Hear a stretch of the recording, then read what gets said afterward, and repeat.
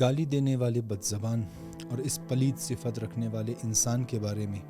امیر المؤمنین سے روایت ہے کہ رسول خدا صلی اللہ علیہ وآلہ وسلم نے فرمایا،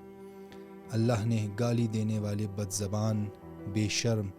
بے حیا انسان جسے نہ کچھ کہنے اور نہ کچھ کہے جانے کی پرواہ ہے، جنت اس پر حرام کی ہے،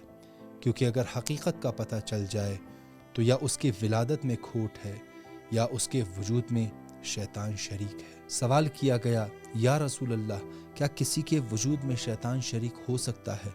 تو رسول اللہ نے جواب دیا کہ کیا تم نے سورہ اسراء میں اللہ کا وہ فرمان نہیں پڑھا کہ جب اللہ تعالیٰ شیطان سے فرماتا ہے جا کر ان کے مال میں اور ان کے اولاد میں شریک ہو جاؤ۔ سوال کیا گیا، یا رسول اللہ، کیا کوئی ایسا شخص ہے جسے کچھ کہے جانے کی پرواہ نہ ہو؟